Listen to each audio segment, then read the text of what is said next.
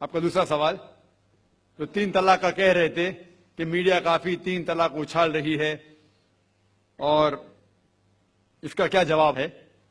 افسوس کی بات ہے کہ معاشرے میں، مسلمان کے معاشرے میں 3 قسم کی طلاق ہے۔ مسلمان کے معاشرے میں، سوسائٹی میں، ایک طلاق بدعت، طلاق طلاق طلاق ایک ساتھ میں ہو جاتی ہے۔ ایک طلاق حسن، جو طلاق دو، 1 ماہ رکو حیض کے لیے، پھر طلاق دو، پھر رکو، پھر تیسرا طلاق دو۔ اور تیسرا طلاق کے احسن، جو بالکل صحیح طریقہ ہے، جو قرآن شریف کے ہے، طلاق دو اور 3 ماہ رکو۔ قرآن کی آیت ہے سورہ بقرہ میں، سورہ نمبر 2 آیت نمبر 228 میں لکھا ہوا ہے کہ جب بھی آپ طلاق دیں گے تو 3 ماہ یا 3 حیض کی عدت ہے، تو طلاق پورے مکمل ہونے کے لیے 3 حیض یا 3 ماہ، 3 منسٹرل سائیکل اور 3 منتھلی کورسز مسٹ ہے، کمپلسری ہے۔ افسوس کی بات ہے کہ یہ جو اختلاف امت میں ہے، اس کی ایک وجہ ہے۔ ایک صحیح حدیث ابن عباس رضی اللہ عنہ وہ فرماتے ہیں کہ محمد صلی اللہ علیہ وسلم کے دور میں 3 طلاق ایک ہی مانی جاتی تھی۔ حضرت ابو بکر کے دور میں 3 طلاق ایک ہی مانی جاتی تھی۔ حضرت عمر کے پہلے 2 سال کے دور میں 3 طلاق ایک ہی مانی جاتی تھی، لیکن اس کے بعد حضرت عمر رضی اللہ عنہ اس سچویشن کو دیکھ کے وہ کہتے اگر کوئی شخص 3 دے دیا تو 3 ہو جاتی ہے۔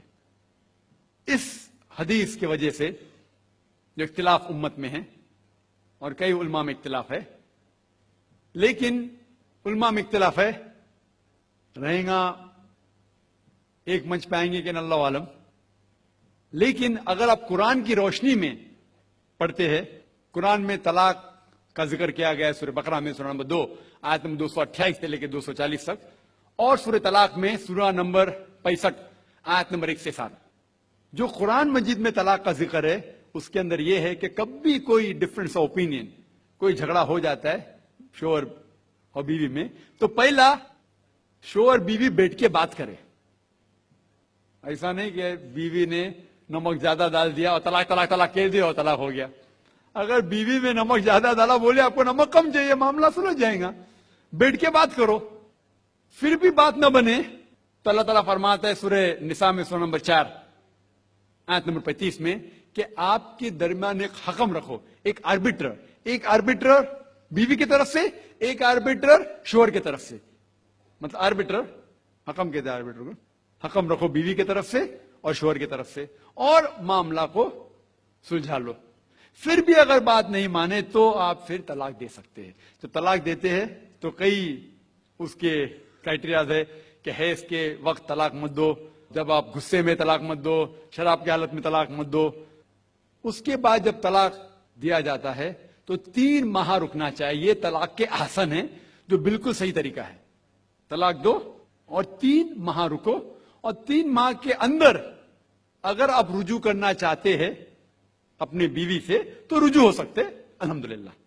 اگر 3 ماہ تک آپ سمجھتے نہیں مجھے میرے بیوی سے الگ ہونا ہی چاہیے، تو 3 ماہ کے بعد، عدت گزرنے کے بعد، آپ دونوں میاں بیوی نہیں رہتے، آپ الگ ہو جاتے۔ لیکن اس کے بعد اکثر مسلمان بھی نہیں جانتے قرآن کی آیت کیا ہے۔ قرآن شریف میں لکھا ہوا ہے سورہ بقرہ میں، سورہ نمبر 2 آیت نمبر 232 میں کہ اگر وہ شخص اپنی پرانی بیوی سے پھر سے شادی کرنا چاہتا ہے تو مت روکیے۔ تو اگر طلاق ہو چکا ہے صحیح طریقے سے، طلاق کے احسن کے طریقے سے، اور 3 ماہ ہو گئے، عدت گزر گئی، 6 مہینے بعد اگر لگا بھائی جو میں نے کیا غلط کیا، میں پھر سے شادی کرنا چاہتا ہے، تو وہ آدمی اپنی پرانی بیوی سے پھر سے نکاح کر سکتا ہے، لیکن نیا نکاح نیا مہر، نیا نکاح نیا مہر، جو کئی مسلمان نہیں جانتے۔ افسوس کی بات ہے کہ ہم مسلمان قرآن کو ترجمے کے ساتھ پڑھے ہی نہیں، صحیح حدیث کو ترجمے کے ساتھ پڑھے ہی نہیں۔ اگر ہم قرآن شریف کو صحیح طریقے سے پڑھیں گے اور صحیح حدیث پہ عمل کریں گے تو یہ جو غلط فہمیاں ہیں دور ہوئیں گی۔ اور پھر سے اگر شادی ہوئی، پھر سے آپ ساتھ میں رہ سکتے، پھر سے پرابلم ہوا تو پھر طلاق دو، پھر 3 ماہ رکو، پھر سے الگ ہو جاؤ، پھر سے آپ چاہتے پھر سے شادی کر سکتے۔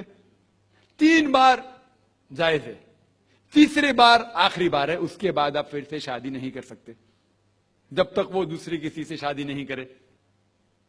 لیکن میں نے اپنی زندگی میں ایک بھی شخص میرے زندگی میں نہیں آیا جو طلاق کے حسن کیا، صحیح طریقے سے طلاق دیا، علیحدہ ہو گئے، پھر نکاح ہو گیا، پھر علیحدہ ہو گئے، پھر نکاح ہوا، پھر علیحدہ ہوا۔ میں نے کوئی بھی شخص میرے زندگی میں پورے دنیا میں ایسا شخص کے بارے میں سنا ہی نہیں جو صحیح طریقے سے کیا اور بچھڑ گیا، پھر سے شادی کی، پھر سے بچھڑ گیا، پھر سے نکاح کے، پھر بچھڑ گیا، پھر شادی کرنا چاہتا ہے۔ اگر آپ صحیح طریقے سے قرآن کے اوپر عمل کریں گے تو یہ نوبت آئیں گی نہیں۔ اور کچھ لوگ جو اسلام کو مذاق بنائیں اور کیا کہتے کہ اچھا اگر ایک ساتھ میں دے دیے، 3 طلاق دے دیے، ہو گئی، ابھی کیا حلالہ کرو۔ قرآن کہتا ہے 3 طلاق ایک ساتھ میں بھی دیں گے تو ایک ہی ہوتی ہے۔ محمد صلی اللہ علیہ وسلم کے وقت میں 3 بھی ایک ساتھ میں دینا ایک ہی ہوتا تھا۔ حضرت ابو بکر کے ٹائم میں بھی 3 طلاق ایک ہی ہوتا تھا۔ حضرت عمر کے دور میں لوگ جو کہتے 3 طلاق 3 ہوتی ہے، کئی علماء کہتے ہیں کہ ان نے یہ اپنے فتوے پہ رجوع کیے اور انہیں افسوس تھا کہ یہ فتویٰ انہیں دیے، اور کئی لوگ کہتے نہیں ان کا فتویٰ صحیح تھا۔ اس میں امت کا اختلاف ہے، لیکن اگر قرآن کی روشنی میں دیکھیں گے تو 3 طلاق ایک ساتھ میں بھی دیں گے تو ایک ہی ہوتی ہے۔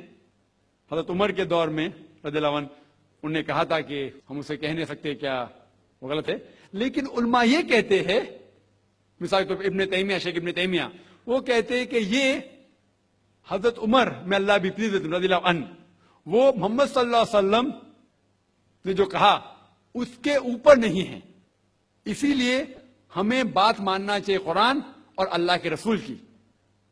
اس کے اندر حضرت عمر میں اللہ بھی پلیز رضی اللہ عنہ انہوں نے رجوع کیا، اسی لیے وہ کہتے کہ 3 طلاق بھی ہوئیں گی تو ایک ہی ہوتی ہے، 3 نہیں ہوتی۔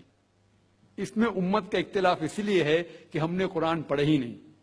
ہم اگر قرآن پڑھیں گے صحیح طریقے سے اور جانے، کئی لوگ یہ سمجھتے ہیں کہ طلاق کے لیے 3 بار بولنا ضروری ہے، اگر 3 بار نہیں کہیں گے طلاق ہوتی ہی نہیں۔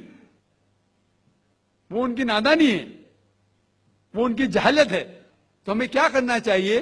یہ میڈیا اچھال رہی ہے، ہم مسلمانوں کو یہ طلاق کا طریقہ جو صحیح طریقہ ہے طلاق کے احسن، اس کو عام کرنا چاہیے اور یہ کہنا چاہیے کس بنیاد پہ طلاق دی جا سکتی ہے، کب دی جا سکتی ہے، کیسے موقع پہ دی جا سکتی ہے، دینا چاہیے کہ نہیں۔ تو یہ سب اگر ہم مسلمان عام کریں گے تو انشاءاللہ یہ اختلاف جو امت میں ہے وہ نہیں رہیں گا، اور میڈیا اسے اچھال رہی ہے۔